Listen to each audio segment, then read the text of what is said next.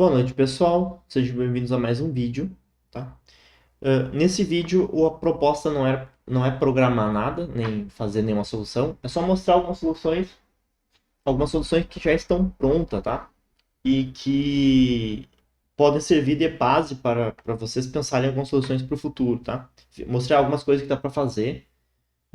A maioria dessas soluções eu usei o suporte da IA, tá?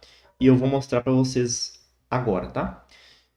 Há um tempo atrás, alguns anos atrás, eu tinha um problema que eu queria fazer algumas coisas em JavaScript que demandavam muito processamento dessas coisas, tá?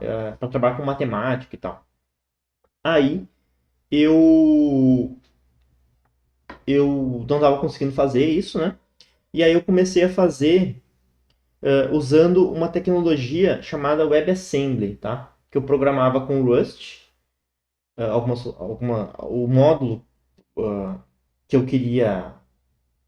Por exemplo, o módulo que ia somar os números ou trabalhar com matemática, eu fazia em Rust, específico, né? E esse módulo eu usava dentro do JavaScript, tá? Como uma biblioteca. Passou alguns anos, eu comecei a estudar uma parada que eu queria fazer algumas simulações de física. Só que eu queria fazer essas simulações de física dentro do navegador, tá? Eu vi que tem algumas soluções prontas, né? Mas eu comecei a tentar fazer a minha, tá? Então a primeira coisa que eu fiz aqui foi um teste, tá? Esse teste está deployado no meu GitHub, tá? Eu fiz no GitHub Pages mesmo, tá? Vou botar o link na descrição depois, tá? Mas, então aqui, por exemplo, eu ia fazer um teste T, por exemplo, tá? Para quem conhece estatística, o pessoal do mercado que conhece como teste AB, né? Mas o pessoal da estatística chama de teste T. E, por exemplo, aqui, vou fazer o teste T pareado aqui, tá? Aí eu vou subir aqui minha base de dados, que é um arquivo CSV, tá? Teste pareado, tá? E aí eu vou selecionar as variáveis que eu quero, peso antes, peso depois, e calcular. Beleza, ele faz o cálculo. Todo esse cálculo aqui, todo o cálculo e tal, do teste dessa base de dados aqui, que é um CSV, ele foi feito calculando no Rust, tá? Foi feito calculando no Rust. E esse Rust aqui, ele consegue fazer o cálculo de muitos números. Então, aí depois beleza, então eu vou refinar essa solução, né? Vou refinar mais essa solução. Aí, o que eu comecei a fazer depois? Eu fiz um simulador do campo elétrico, tá? Então, o que o campo elétrico fez? Ele é um simulador de campo elétrico. Vou abrir aqui para vocês, para mostrar. Ele faz o seguinte, ele pega uma partícula, posição da partícula x, y, e a carga da partícula, tá? X, Y e a carga da partícula, se é positivo ou negativo. Aí eu venho aqui, ó, e renderizo a partícula, essas duas partículas. Eu posso fazer aqui, botar setinhas para mostrar que a carga é positiva ou negativa, ou adicionar cargas aleatórias. E eu adiciono cargas aleatórias aqui, campo, tira a setinha, bota a setinha para ver o que eu estou fazendo. E aí eu posso fazer experimentos de física olhando para a simulação, tá? Quem quiser dar uma olhada aqui, né, vai entrar no link e veja. Várias simulações de fluidos aqui e tal. E aí eu cheguei nessa solução aqui, ó. Eu mostrei isso aqui para um professor meu na faculdade, eu mostrei. E aí a gente começou a pensar uma outra ferramenta para agregar num outro sistema que eu já tenho, de fazer a simulação. Tem um sistema chamado Siesta, tá? O Siesta faz simulações de física. E o arquivo que é devolutivo do Siesta, né, depois que termina a simulação, é o nome do arquivo, ponto .out, tá? E o out, ele fala o seguinte, ó, ele tem as coordenadas físicas de uma molécula.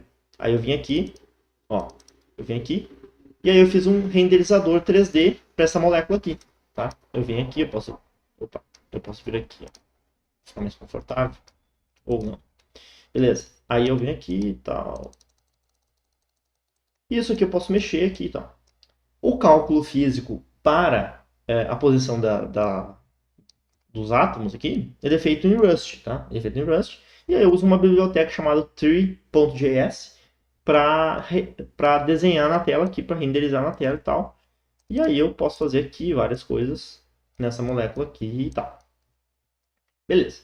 Isso aqui que eu fiz foi uma prova de conceito, tá? Foi uma, para quem não conhece o linguajar de produto, né? Foi uma POC. Eu fiz uma POC para ver se dava para fazer, tá? Depois que eu vi que dá para fazer, o que eu comecei a fazer? Comecei a transportar esse sistema aqui, essa POC, para dentro do meu sistema que eu já tenho pronto, que é um sistema em Rust. Desculpa, é um sistema em Django, tá? O meu sistema em Django é esse aqui, tá? É basicamente o meu TCC, mas é um sistema que renderiza algumas coisas e tal. E aí, dentro dele, eu criei essa página aqui, que ele vai renderizar aquele carinha para nós. Esse carinha aqui para nós, ó.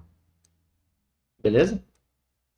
E aí, esse cara aqui tem todos os mesmos conceitos do nosso outro, da nossa POC, só que eu transportei para cá.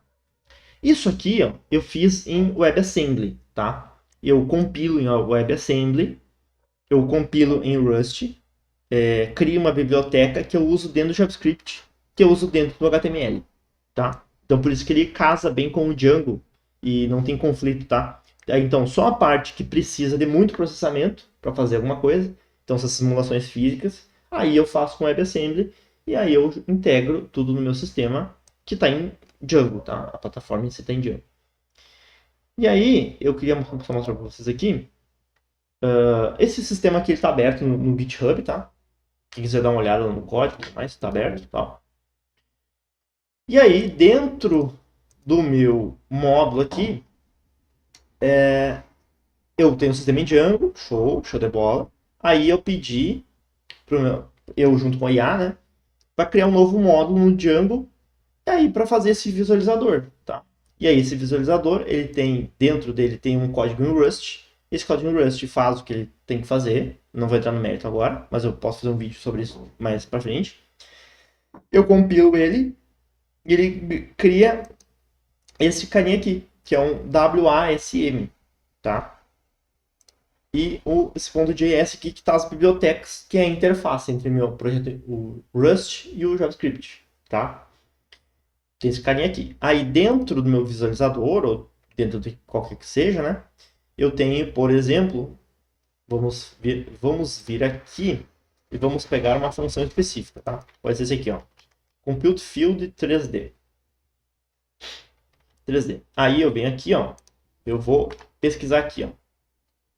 Dentro do meu HTML lá, ó, eu uso esse cara aqui, ó. Como se fosse JavaScript, olha só. Tá? Como se fosse JavaScript.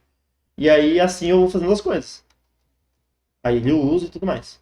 E aí, nessa parte específica, a IA, ela ajuda muito. Tá? Então eu sabia o que eu queria fazer.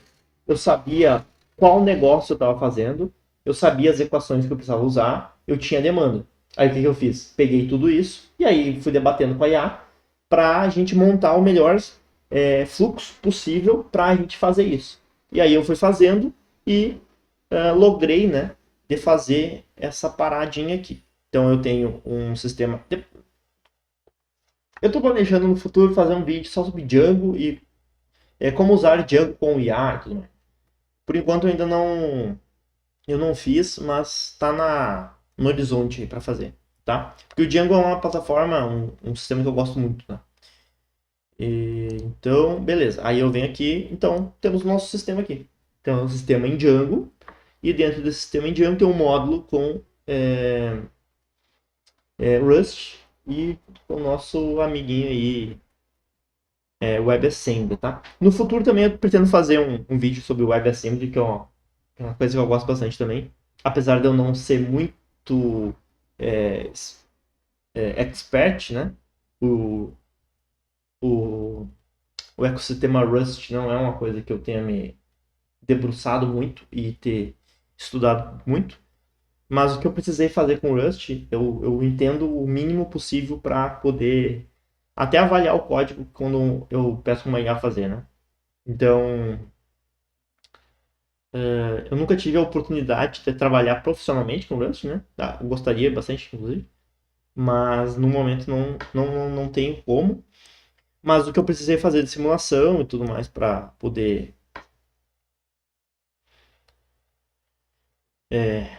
fazer a simulação e ter o melhor resultado possível. E todo esse carinha aqui, todo esse processamento aqui, ele é feito no front. Então essa é uma das exigências que eu tinha comigo mesmo, tá? Fazer tudo no front.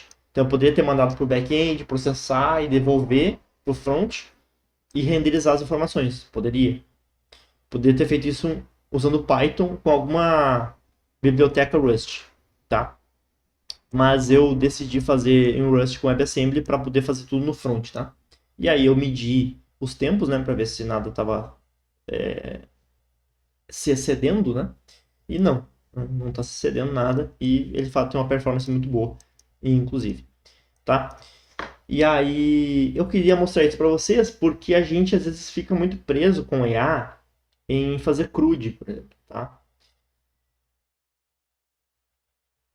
E fazer CRUD é interessante, é legal, é divertido. Só que com a IA a gente acelera outras coisas. Então, por exemplo, eu me debrucei muito mais nesse problema aqui para entender as equações, para poder entender o que, que esse K intensidade aqui é e o que, que ele faz, tá?